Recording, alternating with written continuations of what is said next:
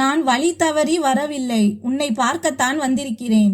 எனக்கு ஒரு கணவன் வேண்டும், அதுவும் வெறும் 6 மாதங்களுக்கு மட்டும். பாருங்கள், இது ஏதேனும் நகரத்து வேடிக்கை என்றால் உங்களுக்கு ஒரு கணவன் தேவையில்லை, ஒரு பகடைக்காய்தான் தேவை, அப்படித்தானே? கிராமத்து ஏழை விவசாயி கொஞ்சம் பணத்தை காட்டினால் பின்னாடியே நகரத்திற்கு வந்துவிடுவான் என்று நினைத்தீர்களா? ஒரு கோடீஸ்வர பெண் தன் கம்பெனியை காப்பாற்ற ஒரு அப்பாவி விவசாயியை பகடக்காயாக மாற்றி திருமண வலை வீசும் போது வெற்றி தனக்கே என்று அவள் நினைக்கிறாள். பணத்தின் மினுக்கை காட்டி இந்த ஏழை பையனை எளிதாக சிக்க வைத்து விடலாம் என்று அவள் எண்ணினாள். ஆனால் எந்த வலையில் அந்த ஏழை பையனை சிக்க வைக்க முயன்றாலோ அதே வலை அவள் வாழ்க்கையின் மிகப்பெரிய மற்றும் அழகான திருப்பமாக மாறும் என்று அவள் நினைக்கவில்லை. ஜெய்ப்பூரில் ஒரு கிராமத்தில் சூரியன் தன் முதல் கதிர்களை பரப்பும் போது இயற்கை அன்னை பூமிக்கு ஒரு தங்க போர்வை போர்த்தியது போல இருக்கும். அதிகாலை சுமார் 5 மணி. குளிர்ந்த காற்றில் ஈர மண்ணின் வாசனையும் கடுகு வயல்களின் புத்துணர்ச்சியும் கலந்திருந்தது. 27 வயதான, உயரமான, உறுதியான, அழகான, ஆழமான கண்களும் கொண்ட ஈஷான் தன் பழைய கிணற்றின் அருகில் நின்றிருந்தான். அவன் தன் முகத்தில் குளிர்ந்த நீரை தெளித்தான். அந்த நீர்த்துளிகள் வெயிலில் காய்ந்த அவன் உடல் தசைகளின் வழியாக தரையில் விழுந்தன. ஈசான் வேளாண் அறிவியலில் பட்டம் பெற்றவன். நகரத்தின் பெரிய அலுவலகங்களில் ஏசி அறையில் அமரும் வாய்ப்பு அவனுக்கு இருந்தது. ஆனால் அந்த மினுக்கும் உலகத்தை விட தன் வயதான தாய் காயத்ரி தேவியின் சேவையையும் தந்தையின் நிறைவேறாத கனவுகளையும் அவன் தேர்ந்தெடுத்தான். அவன் தன் பழைய டிராக்டரை ஸ்டார்ட் செய்தான். டிராக்டரின் டுக் டுக் சத்தம் கிராமத்தின் அமைதியை கிழித்தது. ஈசான் தன் வயல் மண்ணை கையில் அள்ளி அதன் ஈரப்பதத்தை உணர்ந்தான். அவனது தந்தை ஒரு பெரிய கடன் சுமையால் அழுத்தப்பட்டு உயிரிழந்தார். ஈசான் இரவும் பகலும் உழைத்து ஒவ்வொரு ரூபாயாக சேர்த்து அந்த நிலத்தை மீட்டெடுத்தான். அவனுக்கு இந்த நிலம் வெறும் மண் அல்ல, அது அவனது தந்தையின் கௌரவம். மதிய வெயில் சற்று அதிகமாகி இருந்தது. கிராமத்தின் தூசி நிறைந்த சாலைகளில் குழந்தைகள் ஓடிக்கொண்டிருந்தார்கள். அரச மரத்தின் அடியில் பெரியவர்கள் அமர்ந்து டீ குடித்து கொண்டிருந்தார்கள். திடீரென கிராமத்தின் முனையில் ஒரு மினுக்கும் கருப்பு நிற சொகுசு கார் தெரிந்தது. கிராமத்து மக்கள் திகைத்து போனார்கள். அத்தகைய விலை உயர்ந்த காரை அவர்கள் அங்கு முன் எப்போதும் பார்த்ததில்லை. கார் கடந்து செல்லும் போது ஒரு புழுதி படலம் பின்னால் எழுந்தது. அது கிராமத்தின் எளிமைக்கும் நகரத்தின் ஆடம்பரத்திற்கும் இடையிலான வித்தியாசத்தை தெளிவாக காட்டியது. காரின் பின் இருக்கையில் காவியா அமர்ந்திருந்தாள். அவள் முகத்தில் பெரிய டிசைனர் கண்ணாடி இருந்தது. ஆனால் அதற்கு பின்னால் மறைந்திருந்த கண்களில் ஒரு ஆழமான அமைதியும் சோர்வும் தெரிந்தன. ஒரு பெரிய கம்பெனியின் உரிமையாளரான காவியா இன்று தன் சொந்தங்களே எதிரிகளாக மாறிய ஒரு போரை நடத்தி கொண்டிருந்தாள். சிறுவயதிலிருந்தே அவள் லாப நஷ்ட கணக்குகளை மட்டுமே பார்த்தவள். அது அவள் பெற்றோரின் விவாகரத்தாக இருக்கட்டும் அல்லது கோடிக்கணக்கான பிசினஸ் டீல்களாக இருக்கட்டும், ஒவ்வொரு மனிதனுக்கும் ஒரு விலை உண்டு என்றும் உலகில் எதை வேண்டுமானாலும் விலைக்கு வாங்கிவிடலாம் என்றும் அவள் நினைத்தாள். காவ்யா அவனிடம் சென்று சற்று தயக்கத்துடன் கேட்டாள், நீதான் ஈஷனா? ஈஷன் டிராக்டருக்கு அடியிலிருந்து வெளியே வந்து தன் கண்களை துடைத்து கொண்டான். அவனுக்கு முன்னால் ஒரு பெண் நின்றிருந்தாள். அவள் அந்த தூசியும் மண்ணும் நிறைந்த இடத்திற்கு சற்றும் சம்பந்தம் இல்லாதவள் போல தெரிந்தாள். ஈஷான் தன் பழைய துண்டால் கைகளை துடைத்து கொண்டே சொன்னான், ஆமாம், நான் தான். உங்களுக்கு வயலுக்கு வரும் வழி மறந்து விட்டதா அல்லது யாராவது தவறான முகவரி கொடுத்து விட்டார்களா? காவ்யா தன் கண்ணாடியை கலற்றினாள். அவள் கண்களில் ஒரு விசித்திரமான கையெறு நிலை தெரிந்தது. அவள் நேராக ஈஷானின் கண்களை பார்த்து சொன்னாள், நான் வழி தவறி வரவில்லை, உன்னை பார்க்கத்தான் வந்திருக்கிறேன். எனக்கு ஒரு கணவன் வேண்டும், அதுவும் வெறும் 6 மாதங்களுக்கு மட்டும் என்றாள். ஈஷான் அமைதியாகிவிட்டான். தான் தவறாக கேட்டுவிட்டோமோ என்று அவளுக்கு தோன்றியது. அவன் மெலிதாக சிரித்து கொண்டே சொன்னான், பாருங்கள், இது ஏதேனும் நகரத்து வேடிக்கை என்றால் எனக்கு வயலில் நிறைய வேலை இருக்கிறது. இங்கே நாங்கள் பயிர்களை விளைவிக்கிறோம், நாடகம் ஆடுவதில்லை என்றான். காவ்யா சொன்னால், இது வேடிக்கை அல்ல. காவ்யாவின் குரலில் ஒரு நடுக்கம் இருந்தது. அதை அவள் மறைக்க முயன்றாள். நான் காவ்யா. என் ஒன்றிவிட்ட சகோதரன் இந்திரஜித்தின் பார்வை என் சொத்தின் மீது இருக்கிறது. என் தாத்தாவின் உயிலின்படி நான் நாளைக்குள் திருமணம் செய்தாக வேண்டும். இல்லையென்றால் நான் எல்லாவற்றையும் இழந்து விடுவேன். எனக்கு நகரத்து பணக்கார பையன் யாரும் வேண்டாம். ஏனென்றால் அவன் என் கம்பெனியில் பங்கு கேட்பான் அல்லது என்னை மிரட்டுவான். எனக்கு உன்னை போன்ற பேராசை இல்லாத ஒருவன் தேவை என்றாள். ஈசான் ஒரு பெருமூச்சு விட்டு தன் டிராக்டரை அணைத்தான். அப்படியென்றால் உங்களுக்கு ஒரு கணவன் தேவையில்லை, ஒரு பகடக்காய்தான் தேவை. கிராமத்து ஏழை விவசாயி கொஞ்சம் பணத்தை காட்டினால் பின்னாடியே நகரத்திற்கு வந்து விடுவான் என்று நினைத்தீர்களா என்றான். காவியா முன்னே வந்து உணர்ச்சி வசப்பட்டு சொன்னால், உன் கிராமத்தின் ஒவ்வொரு கஷ்டமும் நீங்கும் அளவுக்கு உனக்கு பணம் தருகிறேன். உன் மேல் இருக்கும் கடன் அல்லது உன் வயலுக்கு தேவையான அனைத்தும் ஒரு நொடியில் சரியாகிவிடும். வெறும் 6 மாத நாடகம், பிறகு நீயும் சுதந்திரம், நானும் சுதந்திரமாக இருப்பேன் என்றாள். ஈசான் சற்று அருகில் வந்தான். அவன் காவியாவை விட மிகவும் உயரமாக இருந்தான். ஆனால் அவன் குரலில் ஒரு நிதானம் இருந்தது. அவன் கனத்த குரலில் சொன்னான், காவியா அவர்களே, வயலில் பயிர் விளைய மாத கணக்கில் ஆகும். ஆனால் அதை அறுவடை செய்ய ஒரே ஒரு நாள் போதும். நீங்கள் ஒரு உறவை பயிரை போல பார்க்காமல் சந்தையில் விற்கும் காய்கறியை போல விலைக்கு வாங்க வந்திருக்கிறீர்கள். உறவுகள் ஒப்பந்தங்களால் உருவாவதில்லை, ஒருவருக்கொருவர் கொடுக்கும் துணையால் உருவாகின்றன என்றான். காவியாவின் கண்களில் கண்ணீர் திரண்டது. அவள் தன் குரலை சீராக்கி கொண்டு சொன்னாள், என் உலகில் துணை என்பது போன்ற எதுவும் கிடையாது ஈசன். அங்கே தேவைகள் மட்டும்தான் உண்டு. என் பெற்றோர் எனக்கு 10 வயதாக இருக்கும் போதே என்னை சோகத்தில் ஆழ்த்தி தனியாக விட்டு சென்றார்கள். அன்று முதல் இன்று வரை நான் தனியாகத்தான் போராடி கொண்டிருக்கிறேன். இன்று நான் இந்த முடிவை எடுக்கவில்லை என்றால் என் தாத்தா இரத்தமும் வியர்வையும் சிந்தி உருவாக்கிய அனைத்தையும் இழந்து விடுவேன். தோற்று போகும் ஒரு மனிதனுக்கு நீ உதவி செய்ய மாட்டாயா என்றாள். ஈசான் காவியாவின் கண்களை பார்த்தான். அங்கே அவனுக்கு தலைக்கணம் தெரியவில்லை. மாறாக தன் கடைசி மூச்சு வரை போராடி கொண்டிருக்கும் ஒரு தோற்று போன வீர பெண்ணைத்தான் கண்டான். இந்த பெண் வெளியே எவ்வளவு கடினமாக தெரிந்தாலும் உள்ளுக்குள் அவ்வளவு உடைந்து போயிருக்கிறாள் என்பதை ஈசான் உணர்ந்தான். ஈசான் சிறிது நேரம் மௌனமாக இருந்துவிட்டு சொன்னான், காவியா அவர்களே, நான் உங்கள் பணத்தை பார்த்தோ அல்லது உங்கள் கம்பெனியின் அந்தஸ்தை பார்த்தோ சம்மதிக்கவில்லை. ஒருவரின் துணை இல்லாமல் போனால் எப்படி இருக்கும் என்பதை நான் உணர்ந்திருப்பதால் தான் சம்மதிக்கிறேன். என் பெற்றோரின் கனவுகள் நிறைவேறாமல் போனது போல உங்கள் தாத்தாவின் கனவும் சிதைந்து போவதை நான் விரும்பவில்லை. நான் இந்த ஒப்பந்தத்தில் கையெழுத்திடுவது உங்கள் சொத்துக்காக அல்ல, உங்கள் கண்களில் தெரிந்த அந்த உண்மைக்காக என்றான். காவியா ஒரு பெருமூச்சு விட்டாள். தான் ஒரு ஒப்பந்தத்தின் ஒரு பகுதியாக நினைத்து வந்த அந்த மனிதன் அதை ஒரு பொறுப்பாக மாற்றிவிட்டதை அவளால் நம்ப முடியவில்லை. ஈசான் தொடர்ந்து சொன்னான், ஆனால் எனக்கு ஒரு நிபந்தனை உண்டு. நகரத்திற்கு செல்வதற்கு முன்னால் நீங்கள் எங்கள் முறைப்படி திருமணம் செய்து கொள்ள வேண்டும். மேலும் சில நாட்கள் என் வீட்டில் இருக்க வேண்டும். அப்போதுதான் இது உண்மை என்று என் தாயார் நம்புவார். உங்களால் இந்த தூசியிலும் மண்ணிலும் வாழ முடியுமா? காவியா வயல் மண்ணையும் பிறகு ஈசானின் எளிமையும் பார்த்தாள். தன் வாழ்க்கையில் முதன்முறையாக ஒருவரை நம்பி முயற்சி செய்கிறேன் என்று சொன்னாள். அன்று சூரியன் மறைவதற்கு முன்னால் 2 வெவ்வேறு துருவங்கள் இணைய முடிவு செய்தன. ஒரு பக்கம் நகரத்தின் உயர்ந்த கட்டிடங்கள், மறுபக்கம் கிராமத்தின் கெட்டியான மண். இருவருக்கும் இடையே ஒரு காகித உறவு உருவாகப் போகிறது. ஆனால் இது எவ்வளவு பெரிய மாற்றத்தை ஏற்படுத்த போகிறது என்பதை அவர்கள் அறிந்திருக்கவில்லை. அந்த பயணம் அவர்களின் ஆன்மாவையே மாற்றப்போகும் ஒன்றாக அமையவிருந்தது. காவியா தன் கையை நீட்டினாள். ஈசான் மண்ணால் படிந்த தன் கைகளால் அதை பற்றி கொண்டான். இது வெறும் ஒப்பந்தம் மட்டுமல்ல, இது ஒரு அழியாத காதல் கதையின் முதல் அத்தியாயம்.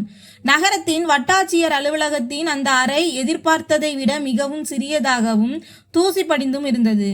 சுவர்களில் பழைய கோப்புகளின் குவியல்கள் இருந்தன. மூலையில் இருந்த பழைய மின்விசிறி தன் முழு வலிமையையும் திரட்டி கிரிச் என்ற சத்தத்துடன் சுற்றி கொண்டிருந்தது. ஒரு பணக்கார குடும்பத்தின் வாரிசு இன்று தன் வாழ்வின் மிகப்பெரிய முடிவை ஒரு சாதாரண அறையில் எடுக்கப் போகிறாள் என்பது வெளி உலகத்திற்கு தெரியவே இல்லை. அங்கே மேலதாளங்களோ திருமண கோலமோ அல்லது மந்திரங்களோ இல்லை. காவியா ஒரு சாதாரணமான, அதே சமயம் விலையுயர்ந்த நீல நிற ஃபார்மல் உடையில் இருந்தாள். அவள் முகத்தில் இருந்த ஒரு கார்ப்பரேட் முகமுடி அவளது பதற்றத்தை மறைக்க முயன்று கொண்டிருந்தது. அவளுக்கு அருகிலேயே ஈசான் நின்றிருந்தான். அவன் சுத்தமான வெள்ளை நிற வேஷ்டி சட்டையை அணிந்திருந்தான். ஈசானின் எளிமையும் அவனது அமைதியான தோற்றமும் காவியாவின் நகரத்து அந்தஸ்திற்கு முன்னால் ஒரு தனித்துவமான முரணாக தெரிந்தன. சாட்சியாக ஈசானுடன் அவனது பக்கத்து வீட்டு ராமு அண்ணா வந்திருந்தார். அவர் தன் மங்கலான கண்களால் ஒருமுறை ஈசானையும் ஒருமுறை திடீரென்று அவர்கள் ஊர் பையனின் மனைவியாக போகும் அந்த அழகான நகரத்து பெண்ணையும் பார்த்தார். ராமு அண்ணாவிற்கு இதெல்லாம் ஒரு கனவு போல இருந்தது. வழக்கறிஞர் சில ஆவணங்களை மேஜையில் வைத்து சாதாரணமாக சொன்னார், இருவரும் இங்கே கையெழுத்திடுங்கள். காவியாவின் கைகள் ஒரு கணம் நடுங்கின.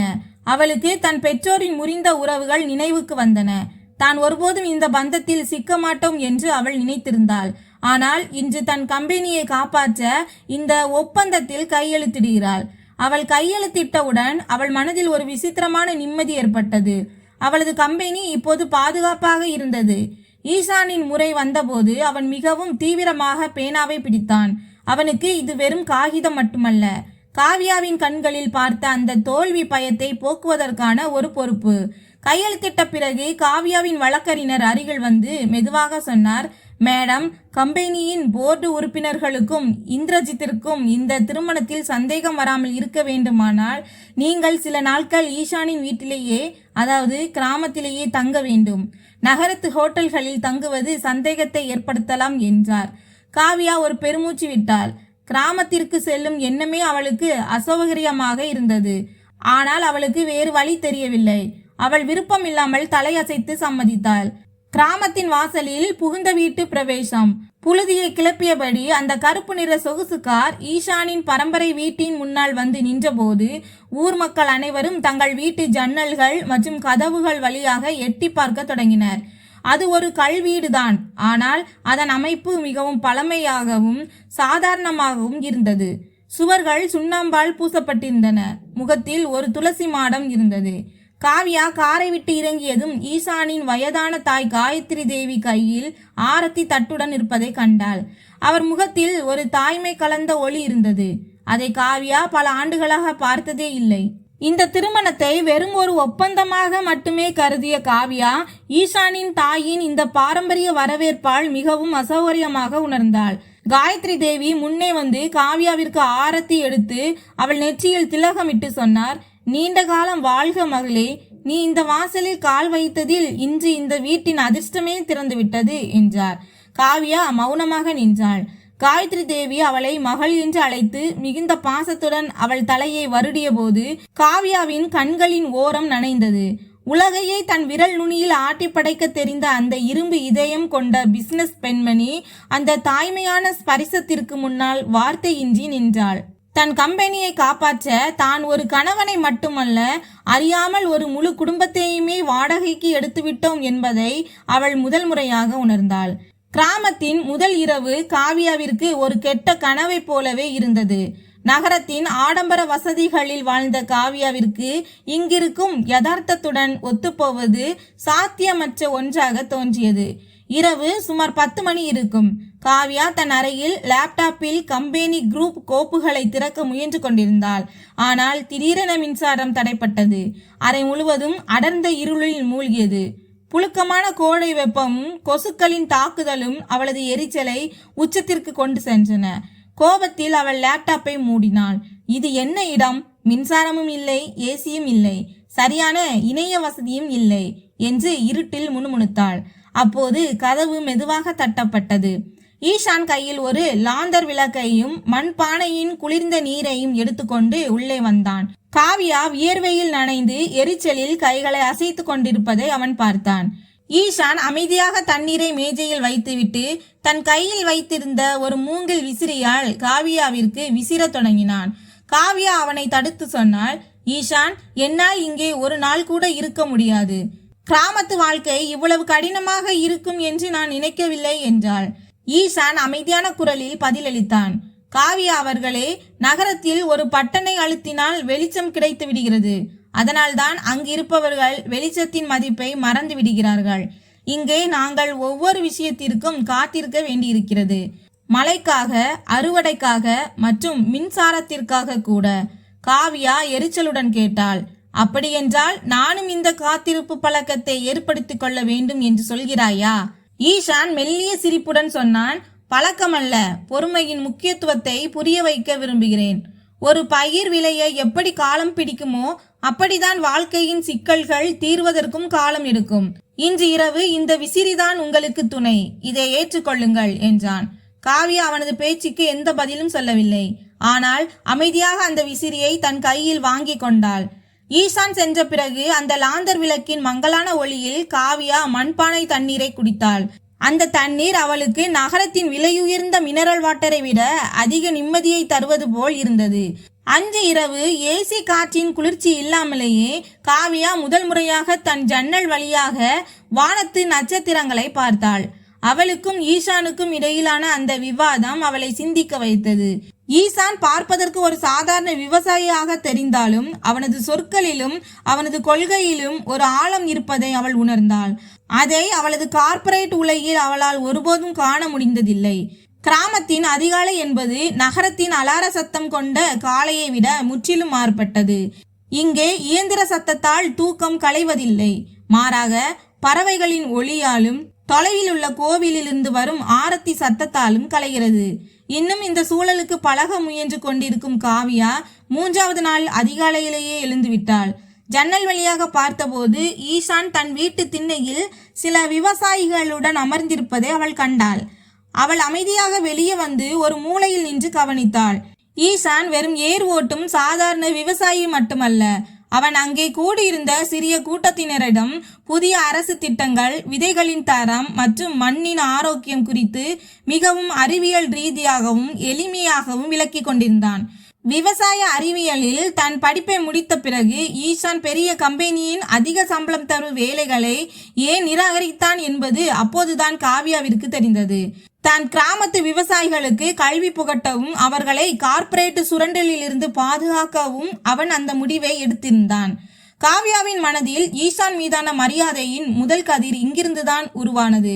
அவள் யாரை ஒரு பகடக்காயாக நினைத்து அழைத்து வந்தாலோ அவன் உண்மையில் ஒரு நாயகன் என்பதை அவள் உணர்ந்தாள். சிறிது நேரம் கழித்து காவியா சமையலறைக்கு சென்று தன் வாழ்க்கையில் முதல் முறையாக ஒருவருக்காக தேநீர் தயாரித்தாள். அந்த தேநீர் கோப்பையை எடுத்துக்கொண்டு தன் பழைய டிராக்டரை சரி செய்து கொண்டிருந்த ஈசானிடம் சென்றாள். ஈசான் ஆச்சரியத்துடன் அவளை பார்த்து புன்னகையுடன் தேநீரை பெற்றுக்கொண்டான். அன்று காலை டிராக்டரின் நிழலில் அமர்ந்து இருவரும் தங்கள் கடந்த கால வாழ்க்கை பக்கங்களை திறந்தனர். உறவுகளை கண்டு தன்னை அஞ்ச வைத்த தன் பெற்றோரின் விவாகரத்து எனும் அந்த பழைய வடுவை காவியா முதல் முறையாக ஒருவரிடம் பகிர்ந்து கொண்டாள். அதேபோல் ஈசான் தன் பெற்றோருடன் கழித்த எளிமையும் அன்பும் நிறைந்த அந்த தருணங்களை அவளிடம் கூறினான். அவர்களுக்கு இடையே இருந்த அந்த பனிப்பாறை போன்ற சுவர் இப்போது மெல்ல மெல்ல உருகத் தொடங்கியது. ஒரு சொல்லப்படாத பிணைப்பு அங்கே ஆரம்பமானது. மதியம் நெருங்க நெருங்க வெப்பமும் புழுக்கமும் அதிகரித்தன. கிராமத்தில் மீண்டும் மின்சாரம் தடைப்பட்டது. காவியா வியர்வையில் நனைந்து எரிச்சல் அடைந்தாள். அவள் அறைக்குள் அங்கும் இங்கும் நடந்து கொண்டிருந்தாள். அப்போது ஈசானின் தாய் காயத்ரி தேவி அறைக்குள் வந்தார். அவர் காவியாவின் பதற்றத்தை கண்டு ஏதும் பேசாமல் அவளை படுக்கையில் அமர வைத்தார். காயத்ரி தேவி ஒரு கைவிசிறியை எடுத்து மெதுவாக காவியாவிற்கு காற்று வீச தொடங்கினார். அவர் தன் கையாலேயே அவளுக்கு புதிதாக சமைத்த உணவை ஊட்டினார். காவியாவின் கண்கள் கலங்கின. சிறு வயதிலிருந்தே எந்த தாயின் பாசத்திற்காக அவள் ஏங்கினாளோ அது இன்று இந்த தெரியாத வீட்டில் ஒரு ஒப்பந்த திருமணத்தின் மூலம் அவளுக்கு கிடைத்தது. தன் கம்பெனியை காப்பாற்றும் முயற்சியில் உலகத்தின் எந்த செல்வத்தை கொடுத்தாலும் வாங்க முடியாத ஒரு குடும்பத்தை தான் அடைந்து விட்டதை அவள் உணர்ந்தாள். அன்று இரவு மிகவும் அமைதியாக இருந்தது. ஆனால் அந்த அமைதி வரப்போகும் ஒரு புயலுக்கான அறிகுறியாக இருந்தது. நள்ளிரவில் திடீரென கிராமத்தில் கூச்சல் கேட்டது. நெருப்பு, நெருப்பு! காவியா பதறிப்போய் எழுந்து வெளியே ஓடினாள். ஈசானின் தானிய கிடங்கிலிருந்து தீப்பிழம்புகள் உயர எழும்புவதை அவள் கண்டாள். இது ஒரு விபத்து அல்ல, மாறாக ஈசானை பொருளாதார ரீதியாக உடைத்து காவியாவை விட்டு விலக செய்ய இந்திரஜி போட்ட திட்டமிட்ட சதி. ஈசான் பதறியபடி கிடங்கை நோக்கி ஓடினான். அங்கே வைக்கப்பட்டிருந்த விதைகளும் கருவிகளும் அவனது ஒரு வருட உழைப்பு மற்றும் கிராமத்து விவசாயிகளின் நம்பிக்கை. தன் உயிரை பற்றியும் கவலைப்படாமல் ஈசான் அந்த தீப்பிழம்புகளுக்குள் குதித்தான். காவியாவின் இதயம் ஒரு கணம் நின்றுவிட்டது. அவள் அலறினாள். ஈசான், வெளியே வா, உயிருக்கு மேலாக எதுவும் இல்லை. ஆனால் ஈசான் அந்த தீயிலிருந்து விதை மூட்டைகளை வெளியே எடுப்பதிலேயே கண்ணும் கருத்துமாக இருந்தான். அந்த நொடியில் காவியா ஈசானின் தியாகமும் துணிச்சலும் வெறும் வெளிவேடம் அல்ல என்பதை காவியா உணர்ந்தாள். அவன் உண்மையாகவே மற்றவர்களுக்காக தன்னை அர்ப்பணிக்கும் மனிதன். ஊர் மக்களின் உதவியுடன் தீ அணைக்கப்பட்ட போது ஈசான் உடல் பல இடங்களில் தீயினால் கருகி இருந்தது. காவியா அவனுக்கு தோள் கொடுத்து வீட்டிற்குள் அழைத்து வந்தாள். அவளது கைகள் நடுங்கின. கண்களிலிருந்து கண்ணீர் நிற்காமல் வழிந்தது. அவள் மருந்தை எடுத்து அழுது கொண்டே ஈசானின் காயங்களில் தடவ தொடங்கினாள். காவியா விம்மிக் கொண்டே சொன்னாள், இதற்கெல்லாம் நான் தான் காரணம் ஈசான். நான் இங்கே வந்திருக்க கூடாது. என்னால உன் எல்லாமே அழிஞ்சிட்டு இருக்கு என்றாள். ஈசான் தன் தீயினால் கருகிய கையை காவியாவின் கையின் மேல் வைத்து அவளை அமைதிப்படுத்தினான். காவியா, இது இனி உன்னோட போராட்டம் மட்டும் இல்ல, இது நம்மளோடது. நாம சேர்ந்து இதை சரி செய்வோம். அவர்களின் திருமண ஒப்பந்தம் பின்னுக்கு தள்ளப்பட்டு ஒரு உண்மையான பந்தம் பிறந்த தருணம் அது.